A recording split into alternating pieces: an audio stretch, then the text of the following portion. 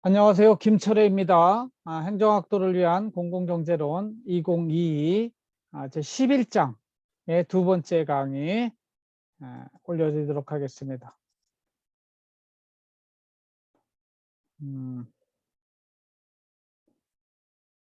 지난 시간에 좀 더 하려고 했는데 못해서 지금 그 3절부터 조세와 재분배 정책부터 들어가도록 하겠습니다. 이 앞에 보면은 여기까지 했잖아요. 사회복지에 대한 이렇게 큰 1, 2번 사항만 했는데 오늘 3, 4, 5, 6 조세와 재분배 정책, 정부 지출과 재분배 정책, 근로장려세제, 빈곤선. 그래서 어떻게든 10분 내에 끝내도록 이렇게 해보겠습니다. 30분 내에 끝내도록 하겠습니다. 3번 항입니다. 3절 조세와 재분배 정책. 재분배 정책을 하려면 돈이 필요하잖아요. 돈을 마련하는 그것이 조세가 되겠습니다. 그래서 재분배 정책을 위한 세금을 거둘 때 더 많이 버는 사람에게 더 높은 세율, 더 많은 재산을 가진 사람한테 더 높은 세율을 부과하는 것을 프로그레시브 텍스, 누진세라고 이렇게 이야기를 합니다. 소득 금액이 커질수록 높은 세율을 적용하도록 정한 세금, 즉 과세 물건의 수량이나 화폐액이 증가함에 따라 세율까지 높이는 거예요.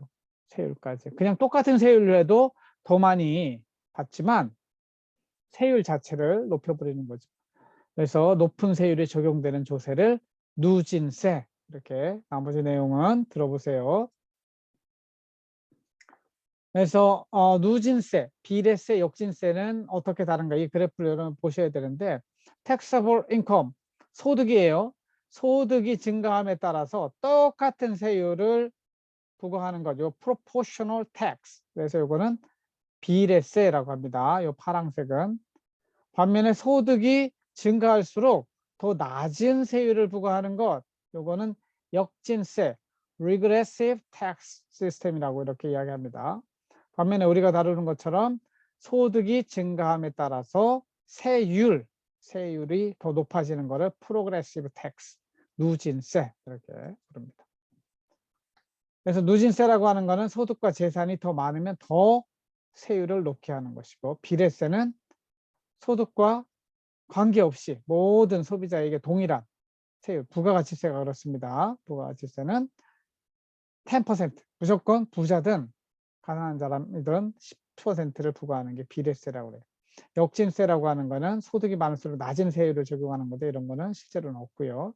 그래서 누진세율을 어떻게 할 것인가 하는 것들을 좀 사회에서 합의를 해야 되는 것이죠. 이 비례세는 사실상 보면은 누진세하고 비교해 볼 때 똑같은 세율을 적용하기 때문에 소득이 많으면 더 많은 세금을 자연적으로 내게 되지만, 이게 정말 이 소득 재분배를 위해서 올바른 것인가 하는 것으로 볼 때는 가난한 사람에게는 더 낮은 세율, 부자에게는 더 높은 세율을 부과하는 것이 사회의 정의, 소득 분배적 정의에 맞다 하는 입장에서 볼 때는 비례세는 사실상 역진적인 세라고 이렇게 볼 수가 있겠습니다. 실제 우리나라에 적용되는 소득세 세율이에요. 연간 소득이 1,200만 원 이하다. 그러면 6% 세율을 적용받게 됩니다. 그리고 1,200만 원부터 4,600만 원, 연봉으로 따지는 거예요. 연봉으로 종합소득이 얼마냐에 따라서, 종합소득에 따라서 보면은 15%, 8천만 원, 8,800만 원까지가 24%. 점점 소득이 많아질수록 세율이 높아지죠. 이거를 뭐라고 그래요? 누진세. 1억 5천만 원까지는 35%, 그리고 3억 원까지는 38%, 5억 원까지는 40%, 그리고 5억 원을 넘는 사람들 있잖아요. 그러니까 내가 10억 원 번다 1년에, 그러면은 10억 원 중에 4억 2천만 원, 4억 2천만 원을 세금으로 걷어가는 것이죠. 그러니까 전체 10억 버는 사람 거의 반을 세금으로 낸다, 이렇게 생각하시면 돼요. 그래서 소득이 높아짐에 따라 세율도 높아지는 것, 이거를 뭐라고 그런다? 누진세라고 부른다 하는 거 이해하시면 되겠습니다.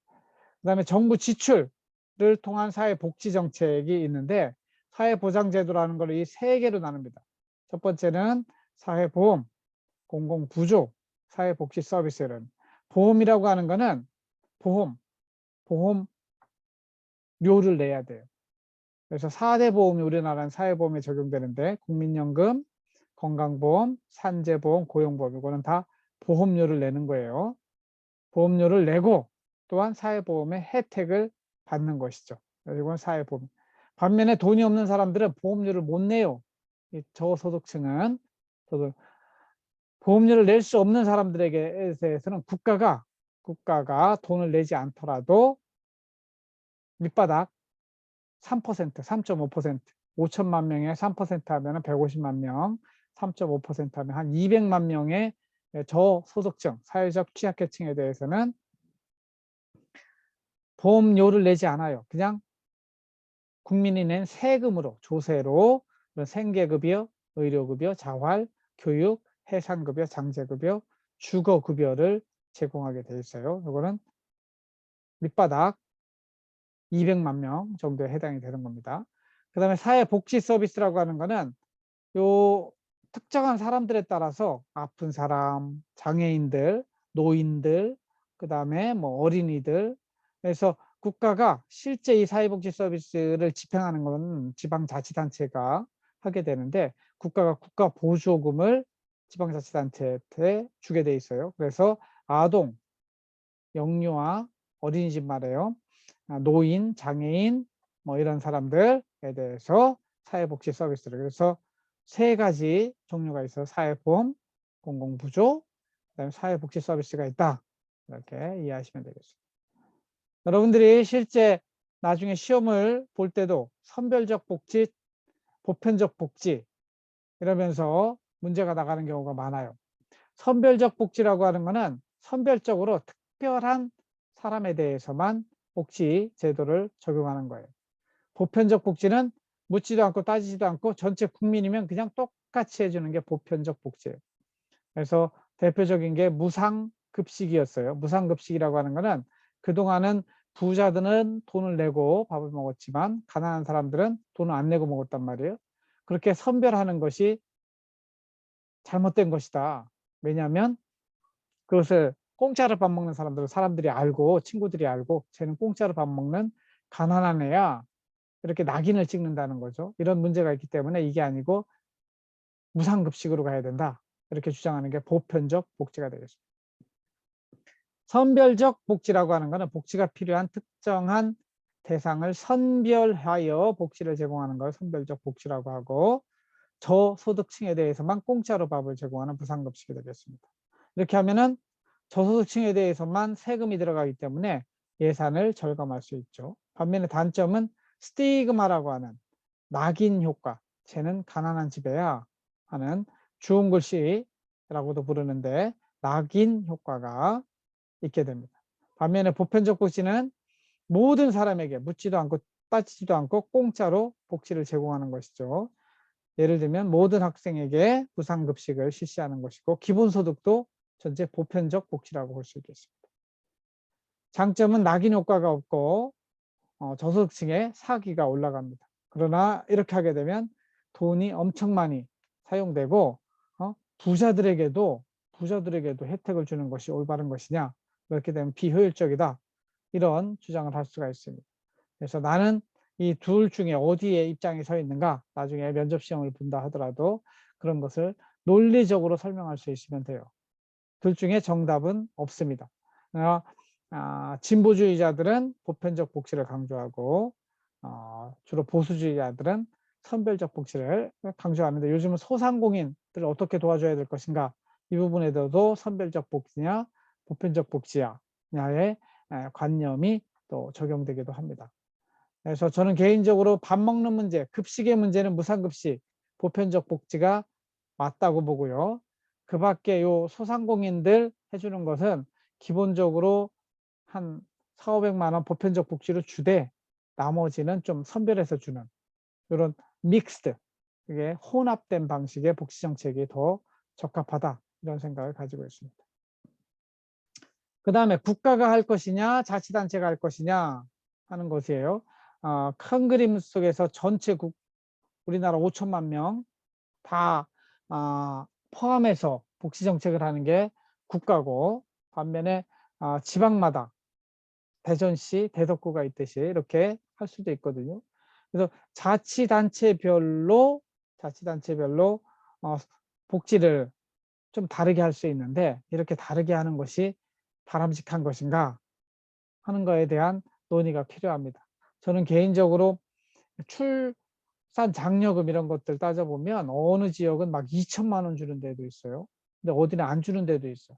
그래서 자치단체별로 이렇게 복지가 선별적으로 차이가 나는 것이 올바르냐? 모두 다 대한민국 국민인데. 그리고 이 군 지역은 2천만 원 준다 그러면 도시에 있던 사람이 군 지역 잠깐 이사 갔다가 좀 크면 또 다시 도시로 돌아온단 말이죠. 이게 무슨 의미가 있느냐 이거죠. 그 군 지역에 잠깐 인구가 늘어나는 거, 이거밖에, 아기가 그 지역에 잠깐 늘어나는 것 빼고는 의미가 없으니, 제가 볼 때는 이렇게 청년수당, 노인수당, 출산장려금 이런 것들은 모든 국민에게 동일하게 적용하는 선별적 복지가 아니라 보편적 복지로 가는 게 전 좋겠다, 이런 생각을 가지고 있어요. 그 다음에 국가복지와 자치단체 복지를 어떻게 분담해야 되는가? 그럼 국가 전체적으로 통일적으로 보편적으로 적용할 거는 위에서 살펴보면 청년, 노인, 출산 이런 것들은 공통으로 적용을 하고, 자치단체별로 특수한 상황이 있어요. 우리 지역에는 노인들이 많이 모여 살다 그러면 노인 쪽에 좀 예산을 많이 쓸 수 있는 것이죠. 그래서 1인당 사업 예산 총액은 통일하고, 사업 내용은 지역 특성에 맞게 자치단체 자율로 하도록 하는 것이 어떻게 되느냐. 그리고 보편적 서비스, 기본 서비스는 전국으로 이제 밑바닥을 깔고, 그 부가적인 플러스 알파에 대한 거는 자치단체 자율로 하는 방향이 더 옳은 방향이다. 저는 이렇게 생각을 하고 있습니다. 이거 여러분 생각에 따라 다 다를 수 있습니다.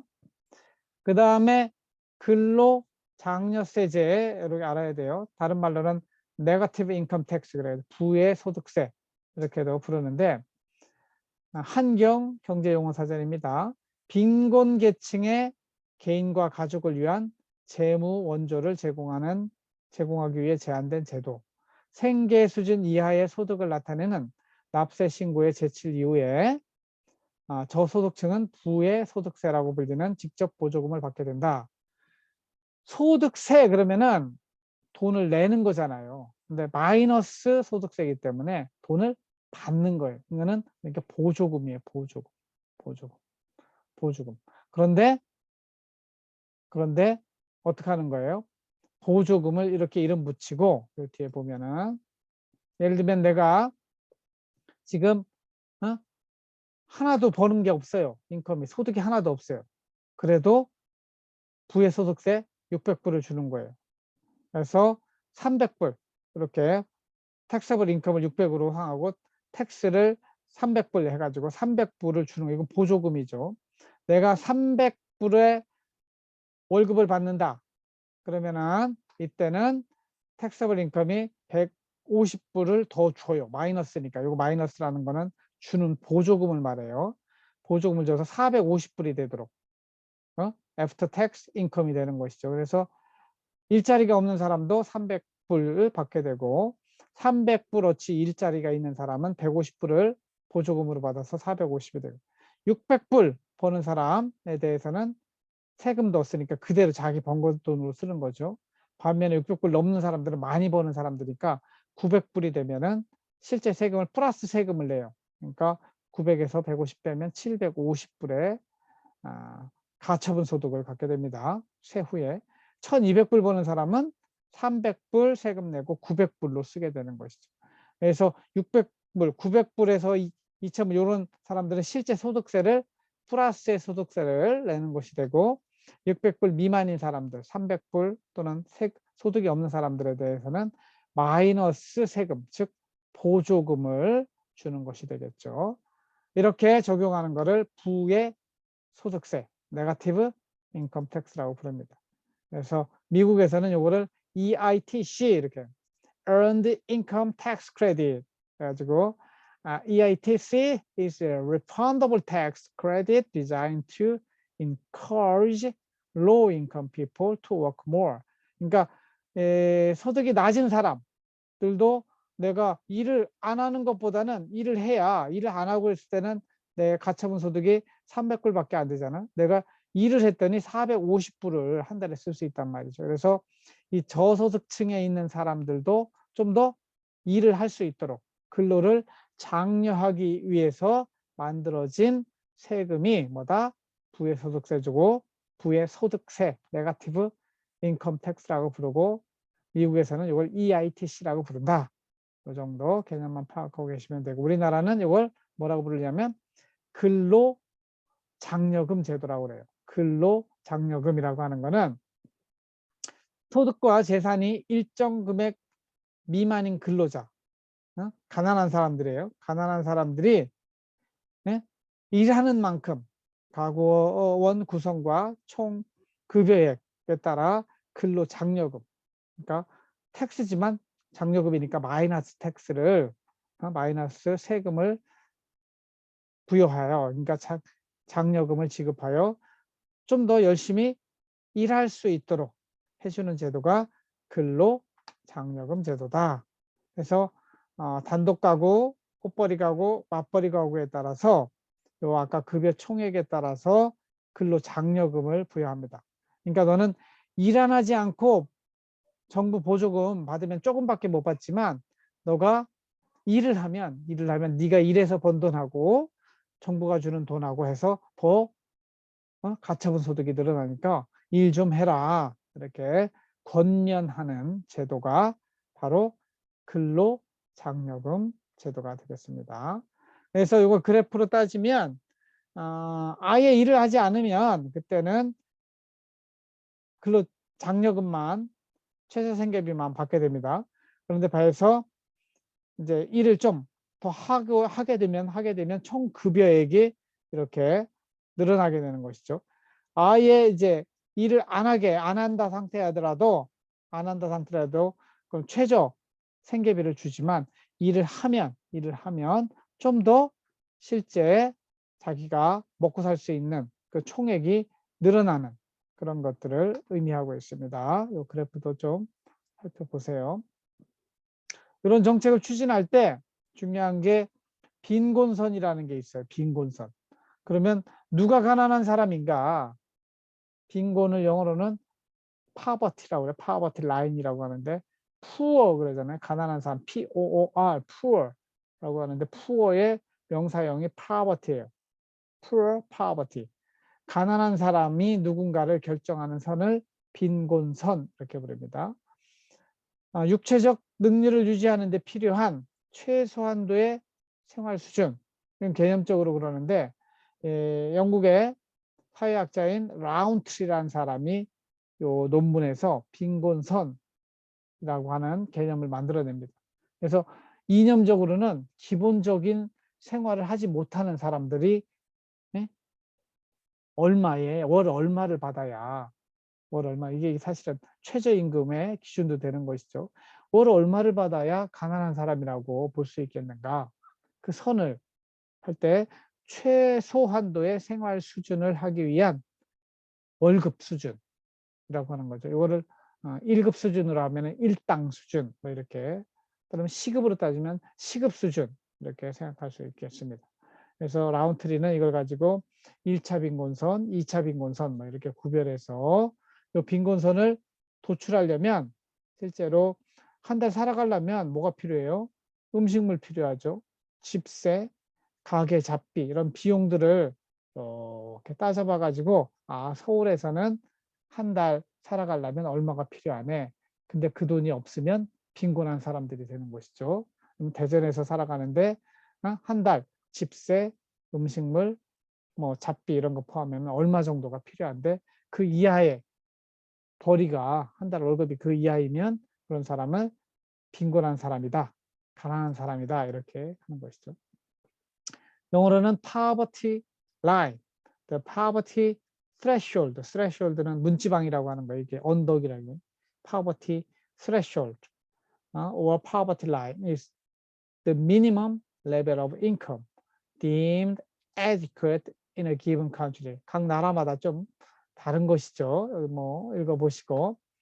The common international poverty line. 국제적으로는 하루에 얼마예요? 하루에 1달러.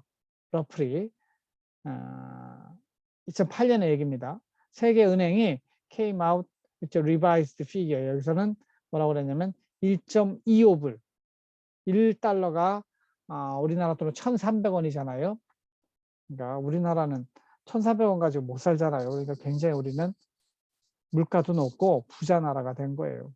그러나 전 세계 아프리카 이런 데까지 포함하면은 2005년 기준으로 1.25달러, 그러니까 1,500원 정도 되는 것이죠. 지금으로 이제 또 15년 전이니까 이거보다 높은 한 2달러나 3달러 이렇게 됐겠죠. 파버티 라인이. 그래서 국제적인 파버티 라인이 있고 각 나라마다의 파버티 라인이 있게 됩니다. 그럼 우리나라는 어떻게 되는가 뒤에 살펴보고요. 그럼 빈곤하다는 게 도대체 뭘까? 내가 가난하다 그럴 때 모든 사람들이 비교할 때는 절대적으로 따지는 기준이 있고 상대적으로 따지는 기준이 있어요. 어떤 사람은 내가 많이 벌고 있음에도 불구하고 주변을 돌아보니까 다 나보다 많이 벌고 있어. 그러면 내가 가난하구나 이렇게 느낄 수 있단 말이죠. 이런 것들은 relative poverty라고 그래요. 이거 상대적 빈곤이라고 그래요. 절대적 빈곤은 아까 이야기한 것처럼 기초 생계비, 집값, 음식물값, 그 다음에 생활하는 데 필요한 기본 비용, 이걸 따져서 나오는 것이 absolute poverty예요. 그냥 food, shelter, clothing, 의식주라고 하는 것이죠. 우리가 기본 생활에 필요한 거. 원래는 식의주가 맞아요. 식의주에 해당하는 그런 것들을 포함해서 도출되는 게 absolute poverty, criteria, 기준인데 not changed by economic growth. 이거는 변하지가 않는 그러한 경제 성장이 되더라도 기본적으로 생계비 필요한 absolute poverty. 그래서 이거를 절대 빈곤의 개념이라고 이렇게 이야기를 해요. 반면에 relative poverty라고 하는 거는 when household receive 50%, 내가 전체 평균의 딱 가운데보다 그 밑에 있으면 나는 반 이상이 안 되잖아요. 그러니까 상대적으로 나는 가난할 수 있죠. 이러한 기준은 criteria will change with economic growth. 경제 성장이 높아지면 높아질수록 상대 빈곤선은 점점 더 높아지겠죠. 다 같이 평균적으로 100만 원, 월급이 100만 원 시절에는 50만 원 이하의 100만 원 평균 이하의 돈을 받고 있는 사람들이 가난하다고 느낄 때 비해서 이게 평균이 200만 원 되면 200만 원 이하의, 그렇죠. 그래서 absolute poverty criteria는 변하지 않지만 relative poverty, 상대 빈곤을 결정하는 criteria, 기준은 변할 수 있다. 이런 개념을 가지고 설명할 수 있습니다. 요거는 우리나라 정책을 따지는 요 50% 인구 비율로 따질 때 그때를 딱 따라가면 쭉 1인당 중위소득, 가운데 소득이 183만 3천 원이라는 거예요. 딱 중간이. 그러니까 정부가 이거 이하인 사람들은 다 도와준다, 이게 아니에요. 인구 반으로 따지면 딱 180만 원인데 우리나라는 정부가 돈이 흥청망청 있는 게 아니기 때문에 14.6%에 해당하는 사람들을 딱 뽑아서 여기 91만 7천 원에 해당하는 요거를 상대적 빈곤선으로 설정하고 있다고 보시면 되겠습니다. 이거는 이제 각 연도마다 정책에 따라 달라질 수 있기 때문에 이렇게 요건 여기 한 2020년이 될 텐데 요때의 빈곤선은 92만 원 정도로 월 기준으로 따지는 것이죠. 월 소득 기준으로 92만 원을 벌지 못하는 사람들은 상대적으로 빈곤하다. 결국 이 사람들은 국가가 복지 정책을 통해서 도와줘야 된다. 이런 주장이 나올 수 있는 것이죠. 이런 논의를 통해서 탄생하는 것이 최저 생계비라고 하는 거예요. The minimum cost of living. 사람이 건강하고 문화적인 생활을 유지하는 데 필요한 최소한도의 비용, 의식주라고 하는 그런 식의주라고 하는 그런 것들이 필요한 비용을 계산해 내요. 우리나라는 보건복지부 장관이 보건복지 1년마다 중앙생활보장위원회라고 하는 것을 열어가지고 여기서 최저생계비 기준을 정하죠. 그래서 그 이하에 있는 사람들은 국가가 복지정책, 그 기초생계급여서부터 다양한 복지정책을 추진하게 되어 있습니다. 그래서 2021년 기준으로 1인 가구의 경우에는 100만 원, 2인 가구의 경우에는 180만 원, 3인 가구의 경우에는 240만 원, 4인 가구의 경우에는 300만 원, 5인 가구는 350만 원, 6인 가구는 한 400만 원이 최저생계비로 필요하다. 이거를 보건복지부 장관이 정하는 거예요. 그래서 이거에 이하에 있는 그 사람들에게는 어떻게 하는 거예요? 기초생활보장 제도를 적용해서 복지정책을 하는 거예요. 그래서 아까 말한 대로 기준 중위소득을 1인 가구 이렇게 2인 가구, 3인 가구 이렇게 아까 이야기한 대로 각 가구별로 기준 중위 소득을 정하고 그래서 그 가구별로 생계급여, 의료급여, 주거급여, 교육급여와 같은 복지 정책을 추진하는 것이죠. 그래서 이런 쪽에 돈이 많이 들어가기 때문에 우리나라 전체 예산의 30% 이상이 복지 쪽에 들어간다. 이렇게 이해하시면 되겠습니다.